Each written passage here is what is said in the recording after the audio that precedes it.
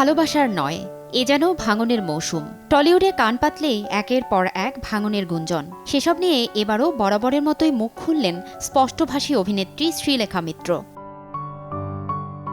যে কোনো বিষয় নিয়ে নিজের মতামত স্পষ্টভাবেই জানিয়ে দেন শ্রীলেখা মিত্র। এবারও তার ব্যতিক্রম হয়নি। সোশ্যাল মিডিয়া জুড়ে অহরহ তারকাদের বিয়ে ভাঙার চর্চার বিষয়টিকে এবার আক্রমণ করে বসলেন শ্রীলেখা মিত্র। দিলেন নিন্দুকদের কড়া জবাব। টলিউডের শক্তিমান এ অভিনেত্রী তার ফেসবুক পোস্টে লেখেন, কার বিয়ে হচ্ছে, কার ডিভোর্স হচ্ছে, তাতে আপনাদের কি? নিজেদের জীবন নিয়ে থাকুন, অন্যের ব্যক্তিগত বিষয়কে সম্মান জানাতে শিখুন এবং একই সঙ্গে নিজের সীমা জ্ঞানটাও বজায় রাখুন। কারো ব্যক্তিগত জীবনকে নিজের খোরাক বানিয়ে ফেলবেন না। সকলেই যে যার নিজের মতো ভালো থাকুন এবং রাখুন। তবে এসব বলে তারকাদের জীবন ঘিরে নেটিজেনদের আগ্রহ কি আর দমিয়ে রাখা যায়? তার উপর তারকাদের ফেসবুকেই যদি মেলে ভাঙনের ইঙ্গিত। আরএফএল কিচেন সিঙ্ক, স্বাস্থ্যকর কিচেনের চিরস্থায়ী সমাধান।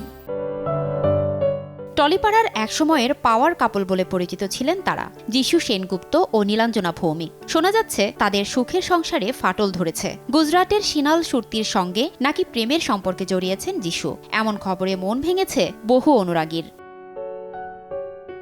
শাশ্বত চট্টোপাধ্যায়ের স্ত্রী মহুয়া চট্টোপাধ্যায় নিজের ইনস্টাগ্রামে নীলাঞ্জনার উদ্দেশ্যে লিখেছেন, তোমাকে দুর্দান্ত এবং শক্তিশালী মানুষ বলেই জানি। খুব গর্ব হয় তোমার জন্য। সবসময় তোমার সঙ্গে রয়েছি নীলাঞ্জনা। বন্ধু মহুয়া চট্টোপাধ্যায়ের এমন বার্তায় পাল্টা ভালোবাসা প্রকাশ করেছেন নীলাঞ্জনাও। শুধু মহুয়া চট্টোপাধ্যায় নয়, বন্ধুর বিপদে নীলাঞ্জনার পাশে দাঁড়িয়েছেন আরেক অভিনেত্রী রাগেশ্বরীও। তিনিও নিজের ইনস্টা স্টোরিতে লিখেছেন, একসময় জীবনে কঠিন সময়ে তুমি আমাকে হাত ধরে বাঁচিয়েছিলে, এবার আমার পালা। সাম্প্রতিক পরিস্থিতিতে মেয়েরাও মায়ের পাশেই দাঁড়িয়েছেন। সোশ্যাল মিডিয়ায় বাবাকে আনফলো করেছেন বড় মেয়ে সারা। মায়ের পক্ষ নিয়ে বলেছেন, আমার মা সবচেয়ে শক্তিশালী। ছোট মেয়ে যারার বয়স মাত্র 12, তবে সেও দিদির মতোই মাকে বোঝে। যারাও নিজের সোশ্যাল মিডিয়ায় মাকে জাপটে ধরে থাকার একটা ছবি পোস্ট করে লেখেন, স্ট্রংগেস্ট পারসন, যাকে আমি চিনি।